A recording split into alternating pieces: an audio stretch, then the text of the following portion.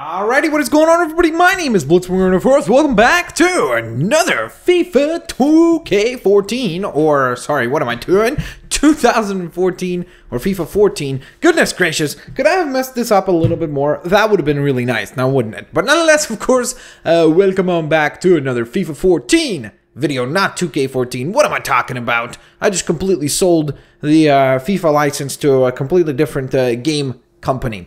But nonetheless, of course, hope you guys are having a fantastic day. Today looks like we're going to be playing against Colchester, and it is a Capital One Cup game, which of course means that it's going to be a pretty important game indeed. So far, we've only had friendly matches, and now finally, we're actually going into a matchup that will have some sort of actual ramifications, of course, on the actual success that we have during this season. So of course, as you guys know, for these FIFA videos, what we do is we run the gauntlet, so to speak. We play as a manager for a certain team, and then of course, what we do from there is discuss random own topics. So if you have any topics that you would like for me to discuss, definitely leave that.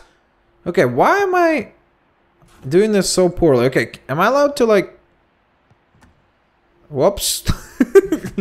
I don't know why I can never hit that second one. But nonetheless, of course, today's topic, or maybe topics actually, we'll see depending on how quickly I can get through this one. First up is Mr. Mayor Rob Ford. Of course, as you know, I live in Toronto, and, well, let's just say our mayor has been in the headlines many a times, over and over and over and over and over again.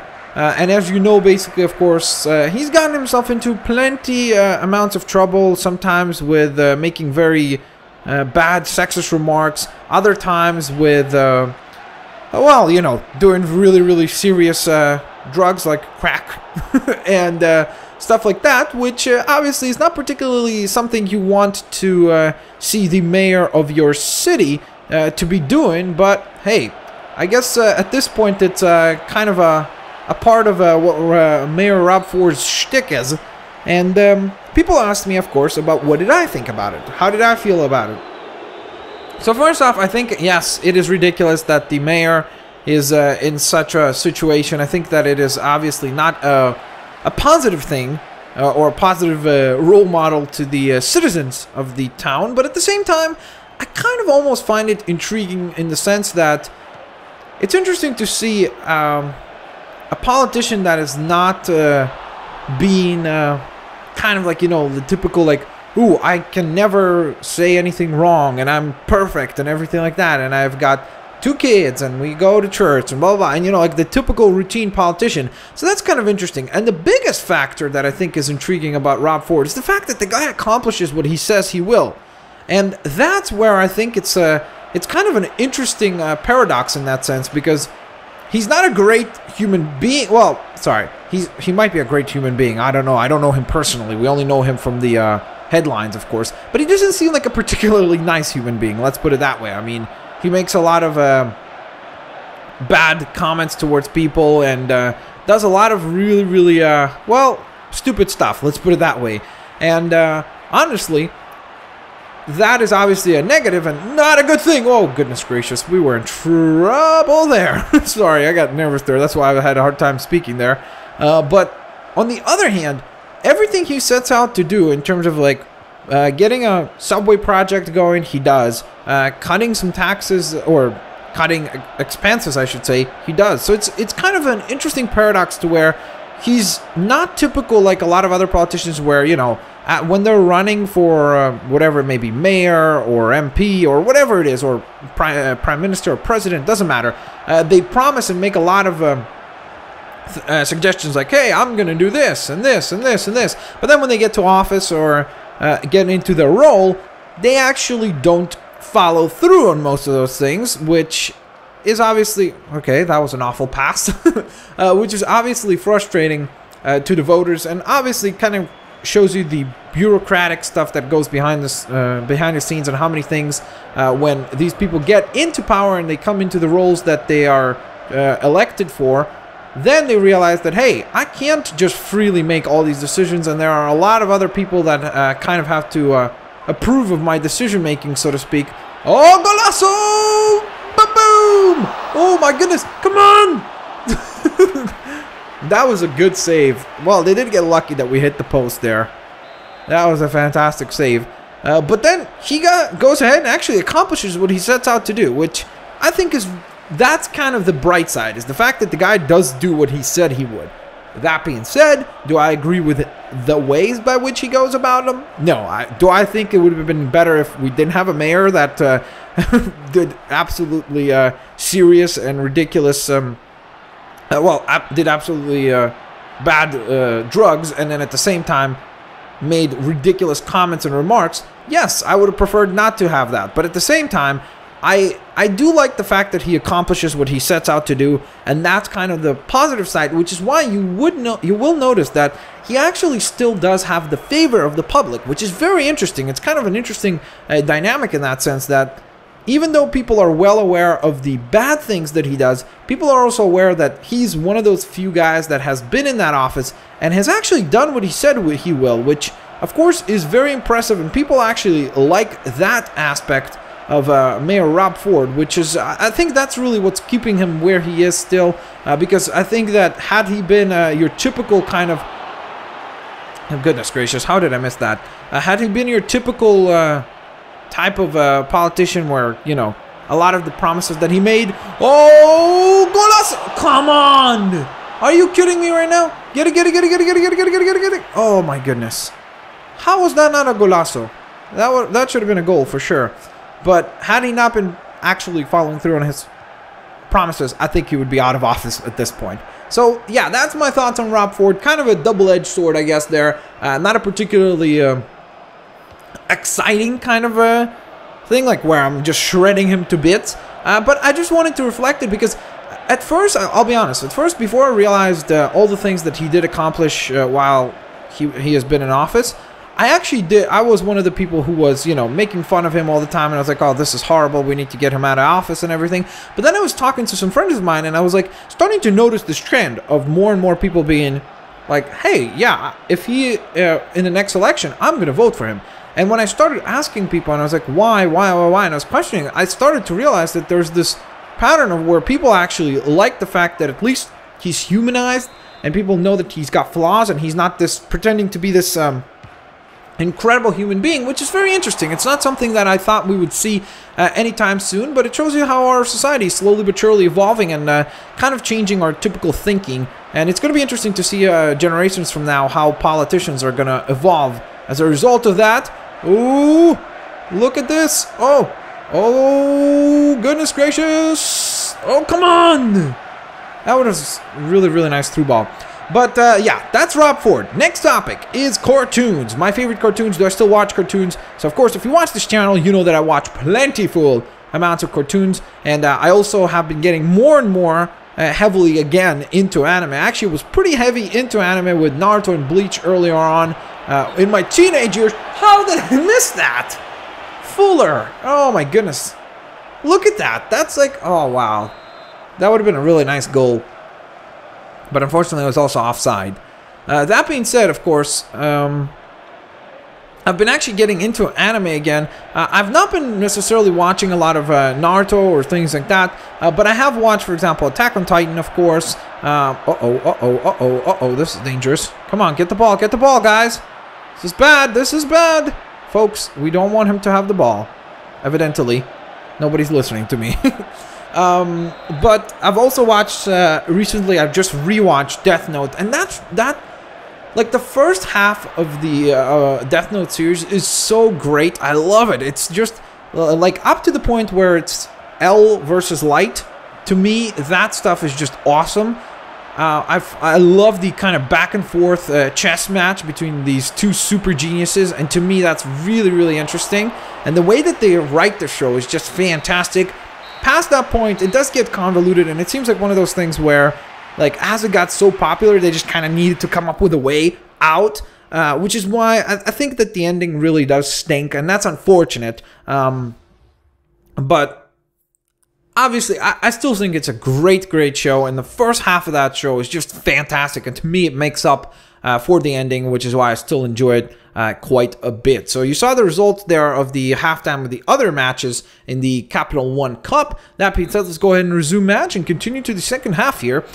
So yeah, back to again, I'm just talking about cartoons generally. Of course, anime is a version of cartoons, to me at least. It's Japanese animation, I guess.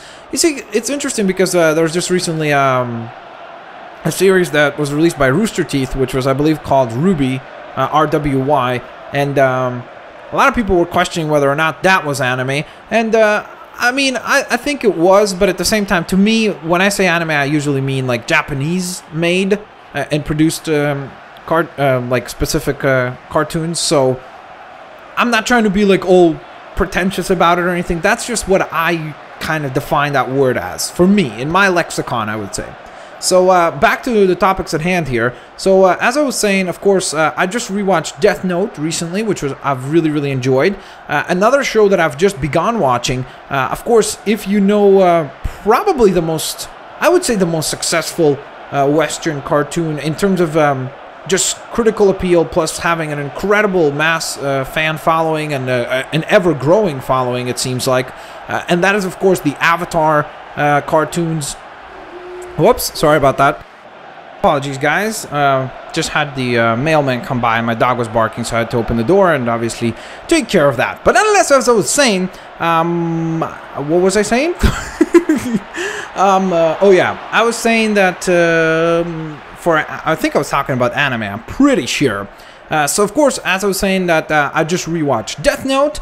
I've also watched Attack on Titan just recently. I've begun watching Code Geass because I've actually only watched Code Geass, the first part, and then now I'm watching R2, which I'm liking. I think that I think that the reason why I like it is probably due to the fact that I enjoy Death Note so much, and it's a very kind of similar storyline of like similar storyline in the vein that there's a kid that gets a superpower or a power that then allows him to kind of, complete his desires and his aspirations to change the world in his image, and how each one of them goes about doing so.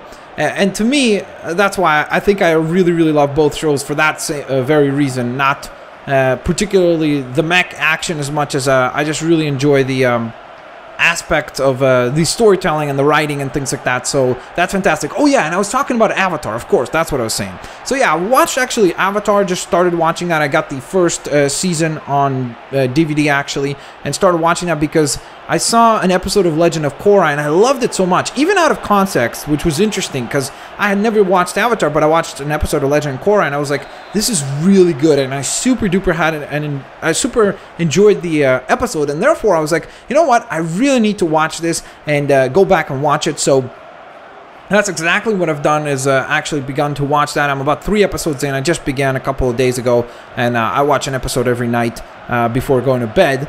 On top of that, of course, I watched the Teenage Mutant Ninja Turtles current series on Nickelodeon. I love that. That is really fantastic. I really am super impressed by how consistent that show has been. Of honestly, it seems like there are no bad episodes with that show, which it just blows my mind. There's been some average episodes and stuff, but there's literally not been one episode where I was just like, oh wow, this is awful.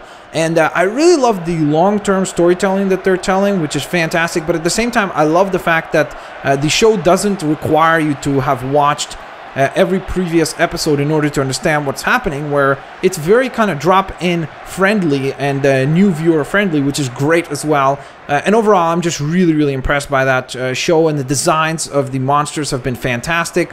I definitely know that there's an aspect of me that allows kind of nostalgic factors to impact my judgment of this show. Come on, finally!